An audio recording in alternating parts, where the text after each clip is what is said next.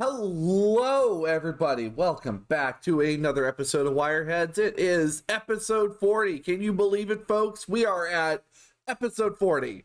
What are we doing here? I don't know, but, I'm glad to be here. Also, as just a little celebratory announcement, today is March 20th of 2025. I have been out of the closet for 6 years, and it's quite nice. Yeah. Fuck yeah. Well, with that out of the way, oh, my screen's a little fucked up. Let me put that back here. Give me your we need to merge the chats. Oh, we need to cross the beams. We do. Hold up. The beams have been crossed. We're good. But yes, thank you. All right, so we got shared chat going on, and no, looking over in chat, I'm not giving you my cheese. It's my cheese. You cannot take it from me. Convergence. And besides Raven's Hammer, I thought you lived in an area with a lot of cheese anyway. That being said, today we are going to be talking about GM Conveyance.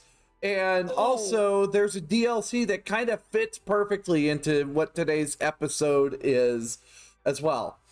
Now, of course, if you aren't interested in this, you can always go down to part 2 over on Emmerron's channel in the down in the about section. But I feel it might be important you stay here because, no pun intended, this episode's going to be how we convey you to next episode. All right. That was well planned, awful, but we'll take it. It was well planned. It was well executed. Okay. Fair. You may want the context from this for the next part, though. This is we talked about this because when I said what I wanted to talk about today, Diamond was like, "Oh, I've got exactly the thing that I could lead off with that would kind of guide us there." So, as bad as the pun was, it's actually appropriate. It is actually accurate. Just as a recap of what we've been talking about for the past 5-6 episodes at least. Yeah, it's we've been going on this. It's weird. This was a they're like what is it, like lecture series, right? Or like if you those of you the two of you, maybe one of you that are like me and actually go to church once in a while might think of it like, oh wow, a sermon series. We are not. This is not consecrated ground, I promise. Emmerron static. Apparently we've been on a topic for a while now, unplanned. According to your people, Emmerron's mic is fucked, but at least on my end, your mic isn't fucked. But yes, a lecture series, absolutely, yes. So, we kind of been talking over here on the on Wireheads about different components of writing a campaign and storytelling in Cyberpunk. So there we go. Emmerron had mentioned that he wanted to talk about continuity in games, and that's when I thought about conveyance. So you might be wondering, well, Diamond, what the fuck is conveyance? This is an 18+ channel, by the way. What conveyance is simply the movement of things across, like the way things are moved across a building. However, in this case, when it comes to game design, conveyance is a way to prompt the players moving forward. Whether this be with plot hooks, whether this be with, something explodes over there, or even, clues to the case that they're working on. Players, read, this is the thing that you're actively getting in the way of when you do not take the very obvious plot furtherance thing that your GM has just put in front of you, and it will frustrate us to no end. However, every time you do it. However, at the same time, I've had a few GMs where it's just like, okay, but what do I do with this information? So, that being said, oh, Alan.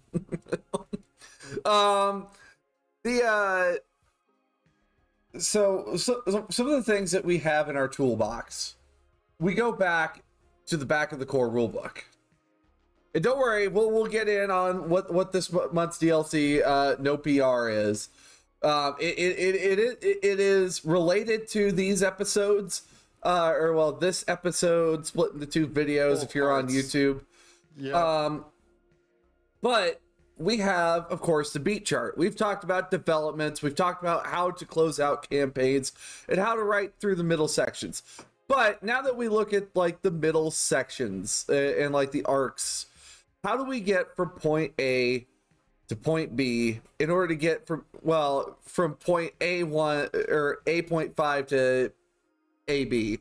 Like, think of this like when, you know, I'm playing Final Fantasy 14. We have the, you know, post-patch content. This is how you get from point A to point B. This is how you get from arc A to arc B. I suppose first things first is we look at some of the ways that you could run this. Of course, you could always just drop another hook to just bring in a short story that leads you from whatever just happened at. Okay, you know what would be a good example for this that we have from Neon Inferno? What do we got? Yeah, I mean, Neon Inferno has a couple of cases. I was going to bring up Street Stories, honestly. Oh, okay. All right. Street Stories very much is like a bunch of non sequitur adventures. So there's a lot that you, the GM, need to do to make it make sense why, like, each of these very specific things is happening to your group or getting offered up to them. But there are 2 in there. One that requires an external book, the data pack. The other that is self-contained within Street Stories. But these 2 instances are one of which is Reaping the Reaper. Those of you who have played through or run Street Stories will know what that is. I'm not going to spoil anything, obviously. But it relies on 2 previous adventures that were just scream sheets in the data pack. The other, in this instance, is the duology of Bathed in Red and One Red Night. And those adventures are a little more pointed in, like, this is why you're involved. This is why you're doing this. And they rely upon a couple of things, namely repeating characters. In the case of Reaping the Reaper, this isn't going to give anything away, I promise. We have Veronica Styles. And that character serves as, like, this is your attachment point. And because you've worked with her in the past on the previous gigs, Reaping the Reaper's more easily introduced for the players who have done those. For the Red series, the Red duology, because that's the only way I can really call it succinctly, you have the common thread of we'll just say a threat to your party and its continued existence. Your crew is existentially threatened in there. And it is because, again, of a recurring character. So while each of these adventures has different hooks that you might have initially signed on for, they might have different reasons why you'd be involved in the first place. You know, your life paths individually may have brought you before Veronica in the example of the Reaper series. You definitely are going to feel more compelled in the now than by anything that we have to, like, kind of return to in the life path and our imagined history within the game, because you're interested as the player above the table, even just like, where does this go? You know, how does this resolve? So that's kind of the way that I've done it, even in Neon Inferno, is through a recurring character. You either have a fixer, you have a place, because remember, places are characters. So you have a fixer, you have a place, you have a friend that you want to help, you have a purpose that you think needs fulfilled, a group that, you want to work with in consistent fashion. Hope Reborn uses a group really well. And this is a very, I don't even know if I'd say it's a light spoiler, but, like, literally everything you're doing is in what was it, in benefit of the Forlorn Hope and its family.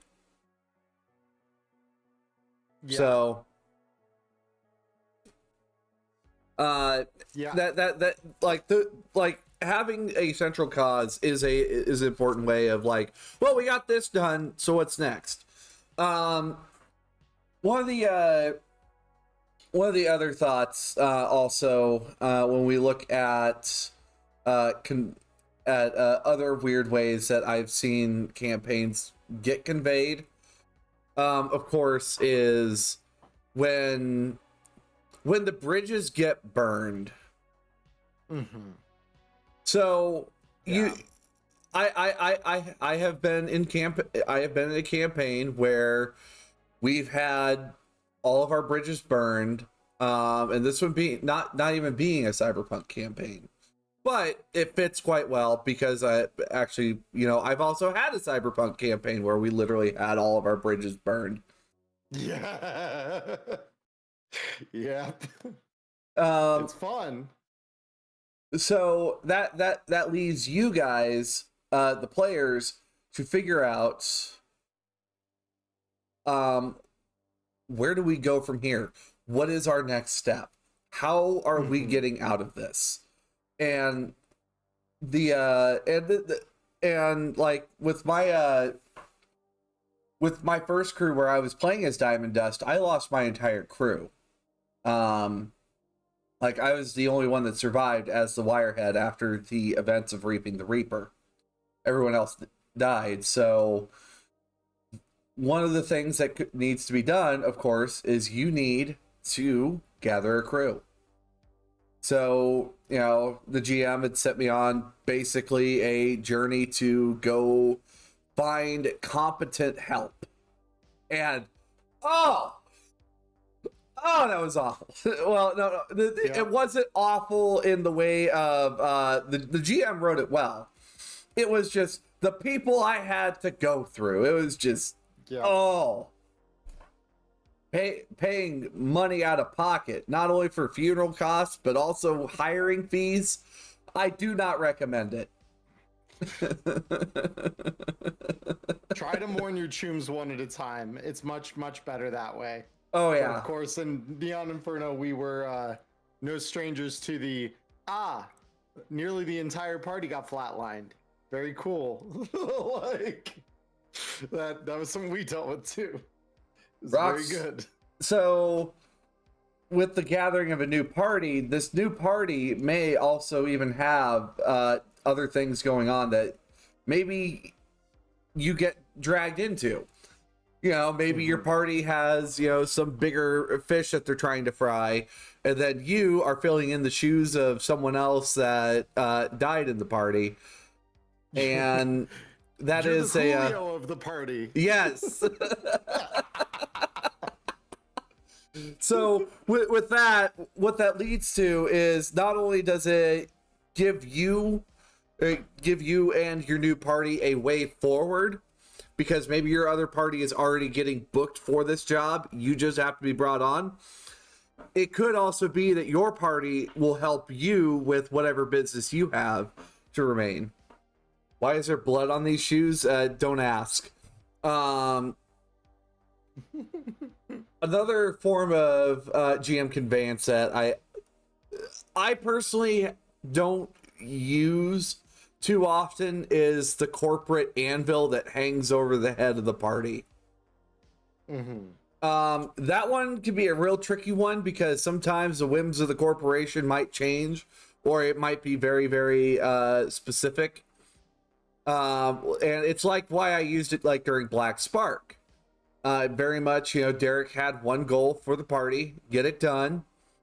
And Black Spark was supposed to just be kind of a one-shot mission.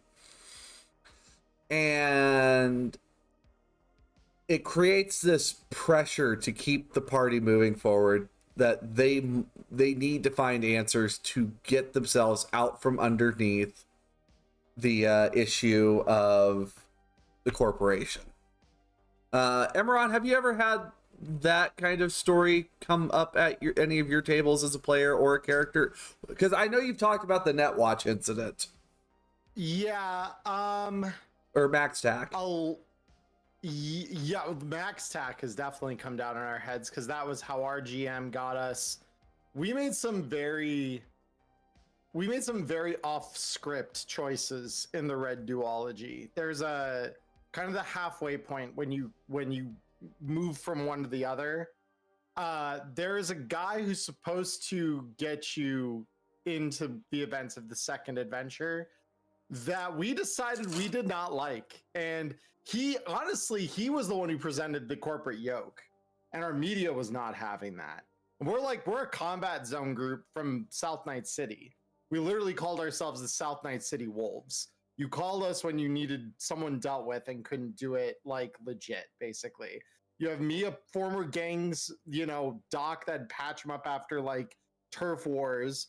You had our nomad who was former Raff and Shiv, and you have our media who's just on the ground journo kind of capturing the real stories of the real people that lived in the city. And like all of us cared about it. We all cared about what our story was. And so the way that things played out, we began being seen as a terror element within the city when we'd done nothing but good things to help it.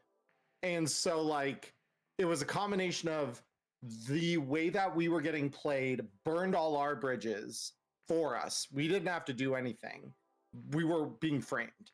And so like we get framed, Corpo offers us like a set of golden handcuffs to try and pull us out of the shit, and we did not like it. Turns into us literally fighting this asshole, killing him, stealing his AV, and then like getting essentially tracked down by Max Tax shortly after when we had to make repairs to the AV. And like turn into us trading the golden handcuffs we were offered for more of a deal with Max Tac that was still not entirely on our terms, but were far more up our alley than the original one. And yeah, that was very much we got the corporation that was the problem out of the way so we can make a deal with one that was a little less problematic, where that was all concerned for us. Politically, it was far more favorable for us to do that. We still haven't seen the complete end of that. For frustration, our GM has yet to reconvene the entire table to really see the aftermath of that. But and that's been over a year now since we've last played in that game. We all still see each other regularly though, so it definitely could happen. We need to get it together. But we've seen the beginning of it. It's very effective as a conveyance measure for sure, where you're like, what the hell do you do while you make the deal with the devil, or at least the devil that will let you get what you most need out of a scenario? Because you understand, like, there's leverage you can play under, there's leverage you can't. And this was a situation where like we can deal with max tac leverage, we cannot deal with the other asshole. And so, yeah, it was great. That one's actually a development called Strange Bedfellows from like the back of the book, where you are working with people that you didn't think you'd consider working with. Another way that I've worked on conveyance from point A to point B. I have sometimes used smaller jobs to introduce something that might be coming up down the line later. One of my favorite ones involves stealing a bunch of booze, but also before that, going and finding a vending machine. Don't worry, if you played those adventures, you'll know exactly who I'm talking about, why I'm talking about it this way. It makes a lot of sense when you put that together, and it throws an interesting wrench in the plot. Basically, they worked with the person that they ended up having to turn around and bite the hand of later. Problem is, the person knows what they look like. I am definitely throwing that over to Emmerron. Just hey, hint, hint, nudge, nudge. This would be kind of funny. It's an interesting. Oh, I know it. I know it. I'm glad you threw it in front of my notice, because I was like, I didn't put the 2 and 2 together until you pointed it out, and I'm like, that's devious. And it makes the job so much more challenging. Having to be careful about who's who here. But of course, if you are with a heist crew, for example, like one of my groups, they solely do like job to job, where it's get in, get item, leave, because that's what they specialize in.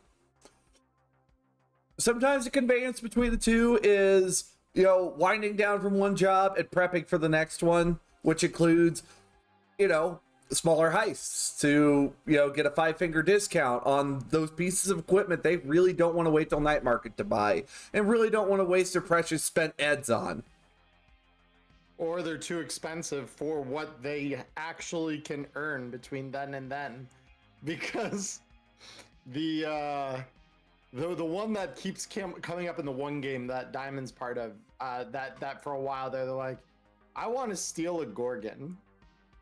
Because one of the other party members, our Nomad, had his Gorgon crushed by the same guy, and he's like, I want to make it up to him, so I'm gonna get him a replacement, even though the other was very fixable still. It's like, it was just destroyed. Not destroyed beyond repair. Right.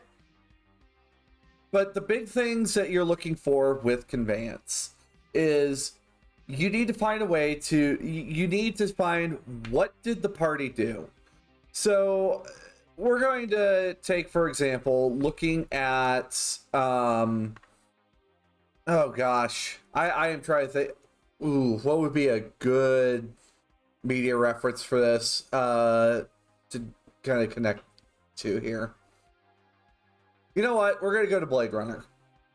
I know. Here I am going on that. So, the way the conveyance works, Blade Runner, of course, is a little weird in the way the stories are told. But when we look at the events between the original Blade Runner movie and Blade Runner 2049, two different people, okay?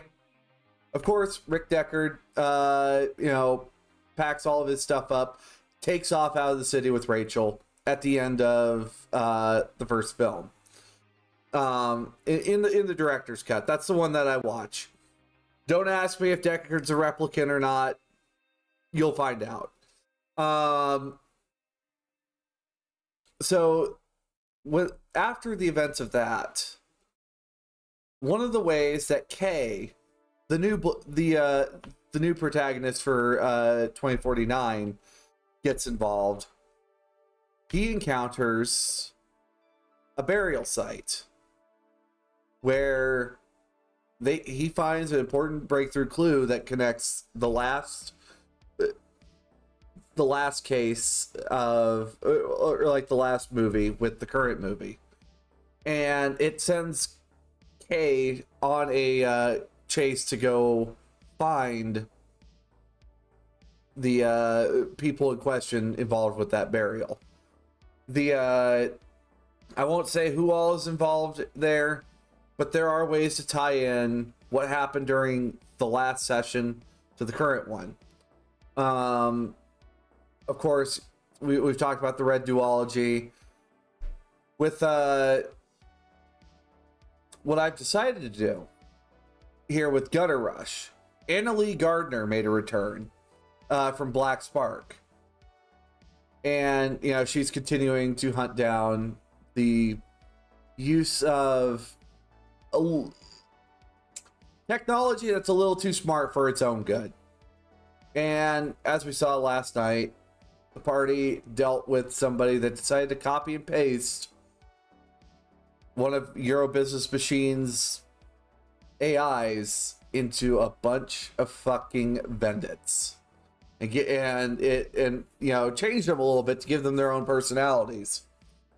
So it's one of those things where you can find people, you can find events, you can even find reasons that might recur into later sessions.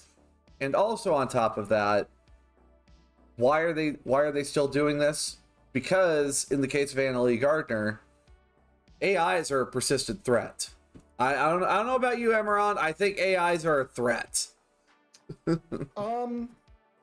I think that it's not hard to generalize like that when the main exposure we get to AIs in cyberpunk media are so readily like violent for the most part, at least till you hit the 2070s.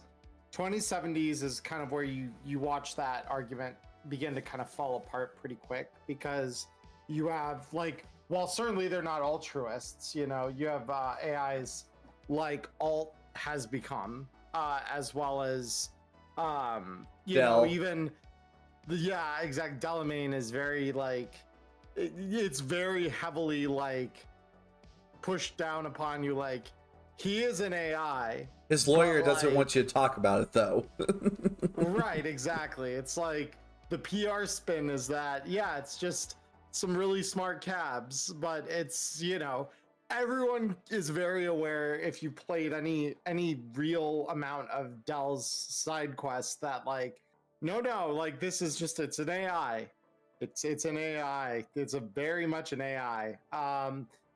But it's not openly malicious. It just is like confused. It's living in a world that is not its own, right? It's dealing with alien principles, alien beliefs to its frame of reference by comparison to the outside world that you are more familiar with, comfortable with, and all of that. So it's very much like, I think AI are interesting because you could cut them either way, but I think that rogue AI that are more malicious or at a minimum are like scheming and conniving, those are much more interesting on the whole, I think, for storytelling beats, unless you like are playing a super long con on your players and you're like, oh yeah, Recluse is actually an AI. Like Recluse isn't even human, you know? God, that story. Like that, but see, that's the thing. Like, I didn't even really, like, I didn't necessarily do that. I took it like, yeah, she's still kind of human-ish, if by human brain in the jar qualifies. But yeah, it's definitely very like, it's a very much like a case of like AI can go either way. But AI do serve as very interesting kind of like movers and shakers for different stuff. I mean, as an example, as a really poignant example of this, take your players' agents. If they have an agent, they have a pseudo AI in their pocket that can do things and talk to them. And we are told in the CEMK that at some point agents became a problem. Agents were no longer just helpful little like smart computers that we kind of, I think, in today's world think of our AI, the word calculators that usually they are. We think of them probably the way our characters would think of the agents in their pockets in the time of the Red. They think, oh, that's so neat. I can tell it that I need, you know, soap every month delivered once. And from that point on, it'll not only remember the soap that I ordered, but it can like actually modify it based on my behavior, because it also has inputs to see the things that like I'm regularly doing or if my habits have changed. And so without my needing to tell it anything, it already knows. But when you get to a certain depth, that knowing has consequences, and it's not so straightforward and simple. That's why things like the One True Love are like actually mildly terrifying if you take them down too deep, because it's like, oh, it actually has enough of a personality that it can prefer, it can be jealous of you, It is that level of expressive. It's not supposed to have feelings. Why the hell does it care if I use another gun?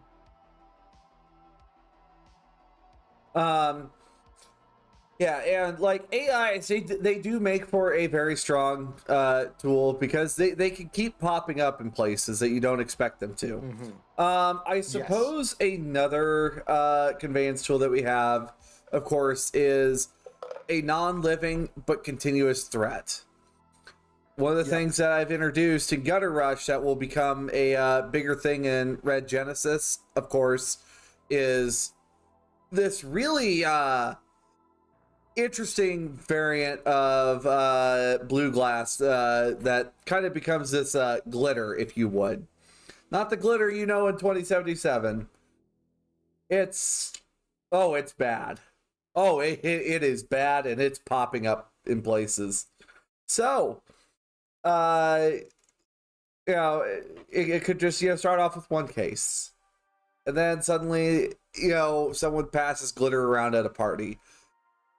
And then it gets worse, and it gets worse, and it gets worse, and somehow, before your own neighborhood gets ripped up by this shit, you got to find a way to stop this before it becomes a problem, because you're not going to have a home at the rate things are going. Well, and the interesting thing here, and this is somewhat non sequitur from the example you were just providing. Okay. Because I'm reading chat here, and Prepperjack points out, because they're talking about, well, can AI be human? Or can it even have humanity? It's a machine. It cannot feel. That's what we were just talking about, exactly how that's been, observations prove otherwise. And so, but they're talking about like, well, most AI would have zero humanity just because of, they're machines. So by definition, they depersonalize. But like the thing that Prepperjack points out here is, well, it depends what lore you're going on. In 2020, if you had a data fortress, there was a good chance it could become self-aware. And he says, I know, because I've seen the tables. You would roll on a table to see what personality it took on. And while there were many of those that it could, like, personalities that it could take on, that could be like very violent. That could be very like the things we've talked about, things like the Reaper, things like,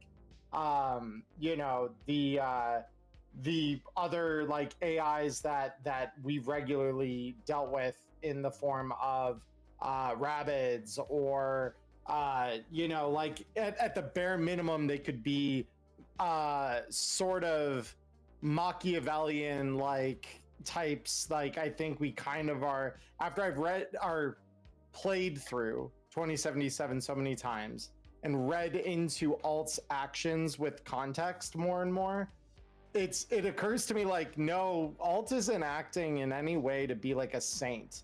She's got her own agenda. Like her deal is no less a deal with the devil than it would be with the corp. It's just she's the devil that Johnny knows, and by extension that V trusts. But she's still a devil. Like, make no mistake, she's still a devil.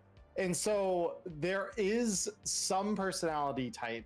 There are a few, I should say, personality types that you can get out of that table. They are the minority, where there's like a curiosity about it. And it reminds me a little bit, any of our listeners or anyone in chat who has seen Three Body Problem on Netflix, there's a really interesting little moment that happens where a character is communicating with an unknown on the other side of a screen, basically. And the unknown tells the character, "You're lucky I'm the one who picked up your message, because my people are not known to be kind, and they will come not as friends but as conquerors." And the character, of course, very like recklessly responds, "Let them come," and like just sends another message out and just doesn't care about the consequences. And so like there are AI like that potentially that could be like, yeah, don't go calling from the darkness. There are many out here that would not answer in a way that would be anything less than threatening to your existence. And then there are those that say, fuck it, bring it, I don't care. Like, so it's like there are definitely places where both are there. Some view humans as zoo critters, like, and you and I are sad when Harambe gets shot, right? Like That's how the I have a shot glass downstairs even that says, take a shot for Harambe, he took one for you. Fuck! Like, no! It was to be fair, it was a Christmas gift from my brother the year that it happened, and I treasure that shot glass. But the fact of the matter is, most humans would not mourn for an animal, even one that we think like was treated unjustly, like many people do feel about Harambe. We would say that's so sad and move on with our lives. AIs are much the same way. Wow, how tragic that whole city burned. Oh well, their infrastructure's ours now, I guess. Read the whole of Hong Kong as it died to some horrible plague. Oh fuck. Are you okay, Alan? Buddy? Oh. I can't believe Emmerron went there. That's where the timeline split. Anyway, that's our that is our night butterfly. That the death of Harambe is our 1991. Anyway, I suppose another way to help with this is just discovery. Honestly, drop something in front of your players. Just do it. Let them look at it, figure out what the fuck they're looking at. Oh, sorry, saliva. I am so sorry. Jeez. But you know, I did this with one of my Pathfinder groups. I dropped a particularly shiny dagger in front of them. No matter what they did to make it dirty, it could not get dirty, and then it kind of led to this whole quest of trying to find where this thing belongs, and it led to a dungeon dive. So it's a good time. Don't be afraid if you just need to find a way. If you don't know how to connect the two, sometimes making something explode, or as Raven's Hammer put it, throw the chaos monkey in there. I don't know. I guess in that case, make something fall out of the scav's pocket that is just like, why would a scav have something like this? I think my favorite thing to do when I'm writing something that's whole cloth my own thing, and I'm not just running out of a book like Tales is. And even sometimes I'll do this in Tales because I'm confident enough in my ability to improv off it that I can do it and not be afraid. GMs, I will say that this is what we call an advanced tech, but like if you're confident in your improv, which I know newer GMs are frightened by that concept. They want the scripted stuff because they're not sure when things go off that script how to respect it, like respect the content that's there and then tell their own narrative underneath it. I encourage you to try this though. When you're feeling confident and comfortable in it, you have a particularly good space, drop a MacGuffin into the middle of your story, kind of like Diamond just described. Throw something in there. Doesn't even need to be on the script. Your players won't know it's not on the script when you do it either. Like my groups have asked me questions after I've done this to them before about like, was that in the book? Because I'm not sure if that was or not, but that got really interesting after that was dropped in. Sometimes it is. Sometimes it's an op dev or something like that in the script. Most of the time, I throw the MacGuffin in just to see what the players are going to do with it. And when they become really attached to said MacGuffin, because it could be an item, it could be a character, it could be just like a rumor just floating out in the ether, and all of a sudden they like pick it up and they're like, that's caught my attention and it's intriguing and I want to follow up on this. Now you've got a whole new plot hook. Now you can, and I don't know what I want to do with it when I drop that in. 90% of my time's doing it. I just drop it in and say, let's see where this goes. Who knows? Like season 2 of Neon Inferno, dropping the fake police badges and stuff in there when the party decided they didn't want to just flatline everyone in there. They wanted to go after the supposed criminal that was behind this whole operation. Like, yeah, they're fabbing like you know, they're creating forged police IDs that have like full RFID integration. Like they got a scan of one and now they're just duplicating it ad nauseum to allow for people to enter the police buildings. And they're like, well, why would they do that? They don't know why. I also don't know why. And it turned into a plot device later in the season. So like it's something that like, do not be afraid. Like that chaos element that you throw in through something like that is like, it's so cool to just see what will your players do when they're exposed. Who knows? I don't, and it's great. So yeah, it's a great challenge. Try it when you're confident. I suppose, especially because you know, Raven's Hammer was also known as Vulpus Vox, was in for Cyberpunk Shanghai. When I informed them that they had come across actual cocaine. Just like, well, okay, guys, what are you doing with this? And instead of selling it for a few extra bucks, they went on us. They went on a very, very interesting quest. I am pretty sure. I think most of the party members were high on some variants of synth coke or real coke the entire campaign. That's hilarious. Oh my god. Yeah, no, like I do not be afraid of the chaos. Embrace it, as a matter of fact. The quicker you learn to embrace chaos as a GM and get good at doing it, you are going to get comments like, wow, that was incredible, more and more often, because you're just like pulling things out of your ass and just like saying, yes, this is what we're gonna do here. Like, we're just gonna go for this. It works. We don't care. It's gonna work. And I know it's gonna work because I'm the one doing the thing that I think is called writing at this stage. Yeah. I don't know if I'm actually doing it, but we're gonna try. Like what? One of the other good like hooks that are in here, and I recommend only doing this in game. I do not condone doing this IRL. Just kill someone. Look at someone's background, and it's like, hey, you know, they got really close to this person in their background, or kidnap them. Either or. I prefer the kidnapping most of the time in that instance. Again, not condoning this in real life. I would never kidnap someone IRL, but to my players' friends, their characters' friends in a video game or in a tabletop game where I'm the one calling shots.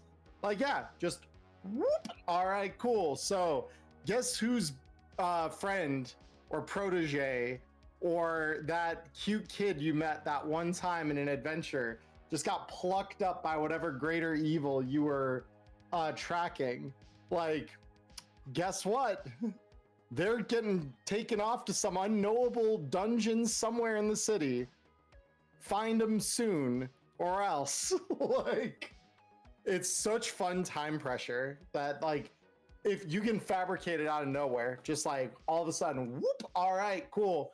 So yeah, you know how there's this threat that's like, you know, starting to consume the city. I just did this to the group that Prepper Jackson actually, because he's in one of my private games like Diamond is. But they're like 2/3 of the way ish through Reaping the Reaper right now. And it all started because one of the other guys, the rocker boy in that group, just is like, yeah, so like I have a whole group of artists that rely on me. I'm like, yeah, well, one of your artists just got a fancy new internal agent. He's really excited about it. Thing is, that internal agent was not fancy. And it may have been taken by this horrible thing. And so now that quest is not a, like, you're just getting hired on because you were involved in the first part of this. This is personal for you now. You have to do this because even though there's payment involved, the money's not the object you care about. It's the person that just got kidnapped by this like malevolent force against their will. And it's awesome to watch what your players will do in moments like that if they take that challenge seriously. It does create, like, you want to talk about a chaos monkey, that's the chaos monkey right there. You know, There's also one other one I remember quite well from a Pathfinder campaign that worked well for conveyance. It was we ended up figuring out what the BBEG had in mind for something coming up. It's just like, so how about this? So we don't have to sit through an hour-long lecture about what the master plan is. Let's go get the thing and take it before they get it. And maybe that just opens up a whole race, arc where you are looking for this before they find it. And honestly, it's a great connecting point. Mm-hmm. It really is. I mean, if you do it, especially if you do it really well, where you consider, this is where I think like Hope Reborn does a great job of framing several of its conflicts that kind of fit this sort of mold that you're describing there. When you start framing it as a clock, and like, because clocks can be for like a single like beat or scene where like something is clearly happening in the moment as things like a building's burning down, where you're tracking like literally round by round as it's happening, and the clock is like a round counter. But you also can have a clock come up where it's like we're counting days, right? And like on day one, we know what the party is going to try and accomplish. What does the other force get to do during that day? And we start building a narrative between the two sides. And when they finally collide at the climax of that whole build up and suspense, we get to see exactly whose plan comes to fruition quicker and more completely, and what complications it creates for the other side that is trying to accomplish the same thing, and then what that other disadvantaged side is going to do to try and like punch back. It's a beautiful way to like build that back and forth kind of action in a story. Yeah, all conveyance is literally just getting you from arc to arc, and it doesn't have to be very long. It could just be a session. It could be maybe 2 sessions. I mean, hell, it may just simply be, all right, guys, it's night market night. You guys are like, and so one of my groups, they will play stickball at night markets. And, it's like, okay, all right, well, you guys got a stickball game coming up over at the Anderson's night market. However, you also get spotted, and here's your upcoming job. It could literally just be as simple as, like, your party is having street encounters that lead up to the next job. Also, to introduce Reaping to Reaper to one of my other groups, just as a reminder of, hey, this thing's going on. The new solo, who was not around for Don't Fear the Reaper or Digital Divas Burning It Down, just ran into one of those people, by the way, Emmerron, just out on the street. And it's just like, oh yeah, we still have to deal with that problem. It's like, oh, don't worry, you will. They're coming for you, Barbara. Anyway, I think on that note, let's take a moment, though, to look at this month's DLC. Because I think, like, Conveyance, there's a lot that can be said for Conveyance, but at the same time, like, I think we've hammered this one out the best we can, because, I mean, at the end of the day, all Conveyance is you getting people from one job to the next, or from one story arc to the next. That is what it is at the end of the day. And also, of course, make something explode if need be. Yes. Well, and I will also add that do not be afraid of having all the answers all the time as a GM. The less control you exercise over the direction, like what a lot of people more broadly refer to as like railroading, but like I will go a step looser than like strict railroading, where you give them one path, one option to, and I think I've said this before on the podcast, but think about where things are going to begin, and if you can, think about where they end, and what your job is to build through lines that connect the two. But you may not know anything about the true middle of that, where they're going to connect. Like, you might have an idea of like, okay, well, like, here's some of the ways in which I can see it connect to the end, and here are some next paths leading from the start of this. But the true middle, you're gonna know probably not a lot about like what the middle of that even looks like. Like for Street Stories, I picked a lot of the gigs I picked for the players. I've kind of just picked them at random as I'm going through the book. Like, oh yeah, this group, they're gonna do like the two groups I'm running through that book right now. Neither one of them has gotten the same order of gigs. I think I started them on the same gigs because I thought that was a good starting point.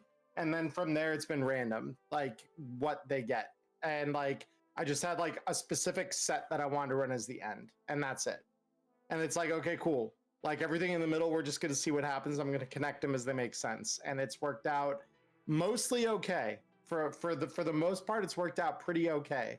So like, don't be afraid to not know the middle. It's not about knowing exactly in the grander order where things need to go so much as it is about just being able to say, oh, the party's interested in this direction. So you just know what info they need to become aware of, what stuff they need to accomplish before they can really make progress over to the next step of things.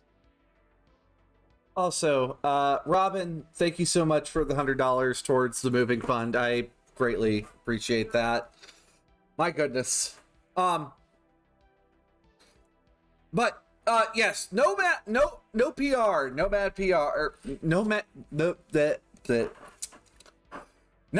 presents radio. Yeah, Nomad presents radio. That's right. So,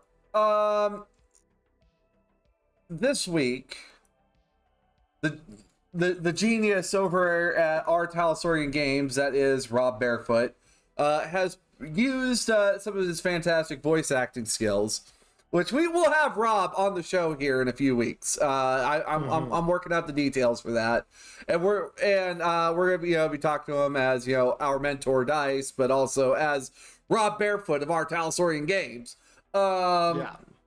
We have of course Nomad presents radio.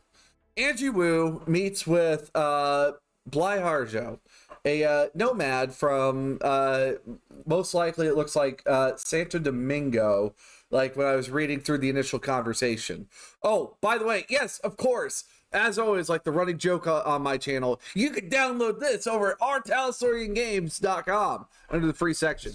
It comes in a zip file too, with voice recordings by Rob Barefoot of Bly Harjo reading all these. Now, the initial discussion actually talks about something that I was actually wondering what happened.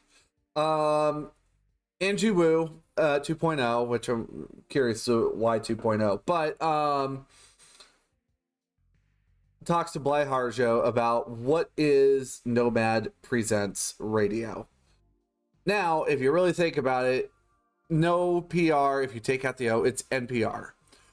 Bly Harjo talks about how, like, what happened to, National Public Television, or, well, what happened to the public broadcast station and what happened to National Public Radio. And, of course, the Crest regime, it wasn't a presidency, the regime turned, NPR, turned this timeline's NPR into a, well, propaganda station that, fed your daily digest of why the NUSA is great straight to your televisions and to your radio. Man, that's your free televisions and radios. Yeah, might we add? They're definitely free. They're totally not biased or problematic or spying on you in any way. So what ended up happening was a bunch of crews from the National Public Radio started pirate stations to keep the news free in Boston, in Chicago, New York, and they unfortunately the plagues and the government got them, most of them. So I was happy to see in there that they said Chicago lasted the longest. I'm like, yeah, they did. Yeah. Yeah, they fucking did. Because I think Chicago was like the later one hit by a bioplague. Yeah, they kind of suffered a similar fate to Hong Kong. I think it was like less it was less total than Hong Kong's was, but equally like it demolished the city as a whole for the most part. So anyway, one of the guys fled from one spot to the state of Georgia, which was pinched between petrochem and Savoil for some reason. And it's like, wait, well, see, that's what I'm wondering. Is it the state of Georgia or the country of Georgia? They never really specify. Well, it'll be the state if we're talking about the U.S. It's Georgia's still state, because the Mississippi was the free states. That was pretty much the hard line between the free states and Boswash. I don't think there's a woman squished between Savoil and petrochem. That my friend is a double agent. So a nomad that went by the nickname of Old Radar prepared a bunch of other nomads to basically string out radio stations all across, the NUSA and the free states of North America. And we get one here in, Night City.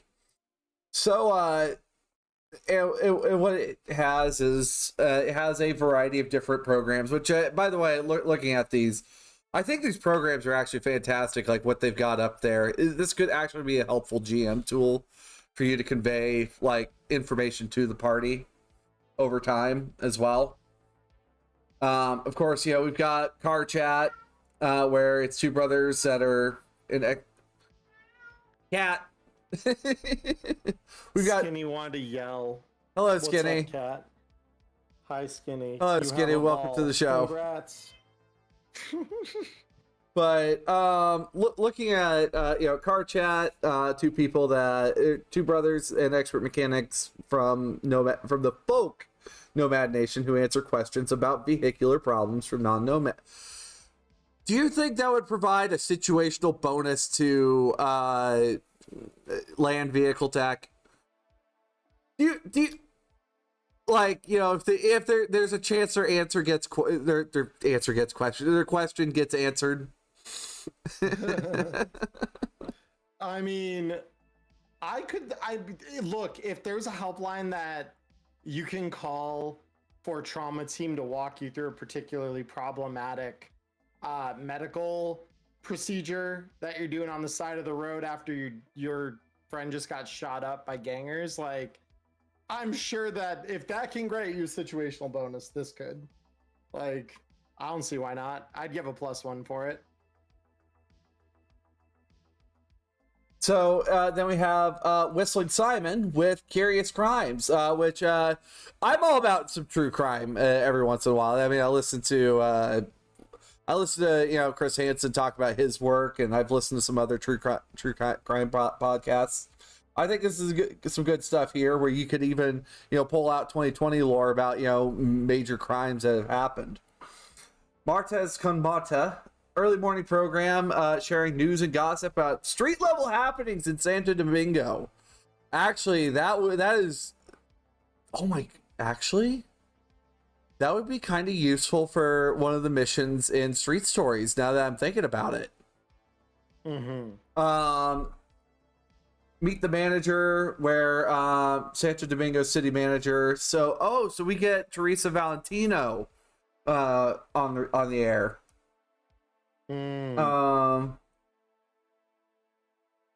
We've got Night City traffic, which actually that'd be kind of helpful for you determining how fast the party's gonna get around the city.